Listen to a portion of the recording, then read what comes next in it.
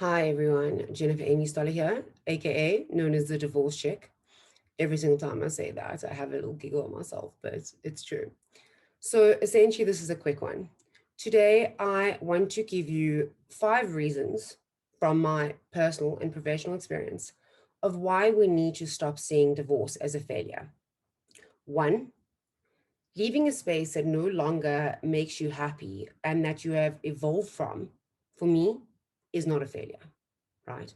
2, your marriage didn't work, right? Your marriage did not last forever, but the relationship and time that you did spend in your marriage and that you are happy in it is for me a success, right?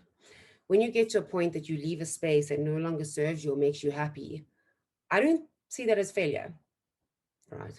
I don't think that we should ever define that as failure. Did your marriage fail? Maybe, but you either get to look it as a failure or as a liberation where you grow and you move on. 3, if I had to ask you one question, if you were unhappy at your job and you knew that you could leave your job and get a better job that you would be happier, whether it would be through money or a better environment or anything that you value, would you stay in that job and say, no, Jennifer, I'm not going to leave the job because it would be me failing? I always ask this to my clients. Obviously, I don't want people to get to a point that they treat their personal lives like their professional lives, but sometimes we do have to take a step back. If you had to leave a job and you would leave that behind and get another job that would make you happier, would you call that failure or would you call that growth? 4, what is your definition of success? And what is your definition of failure? Because if your definition of success is staying in a marriage or a relationship that you are unhappy in, that you are feeling unworthy in, that doesn't serve either of you and toxifies everything around you, realign. Realign your version of success. Because for me, failure and success, of how you define it, is one of the most important things that you'll ever go through. Your divorce can be a failure.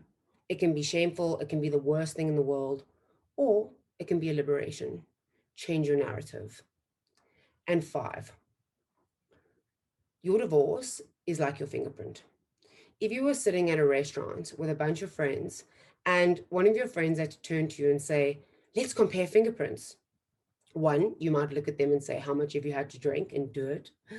Or 2, you would say, well, why should we? We know that they're different. A lot of us sit in our environments and compare our stories of divorce or our relationships or what we're going through in a sense of venting and for people to understand. But I'm going to tell you something very simply. Your divorce is like your fingerprint. No one has the same. Every single client that I've ever experienced or guided or advised has had a different experience with it. And it's okay. Your divorce is your fingerprint. If you want to call your divorce a failure, call it that. But trust me, calling yourself a failure, saying that you're not enough, saying that you didn't do enough, and belittling yourself to a point that you hurt yourself even more, your divorce is not going to make you happy. So yeah, 5 tips, not tips, but like 5 opinions of mine on divorce, of why we should stop calling it a failure. Your marriage didn't work. It's okay. Make sure that when you leave it, you don't destroy everything around you. I hope you have the most beautiful day. And if you need anything, you are more than welcome to reach out. I'm sending you lots of love and light. Cheers.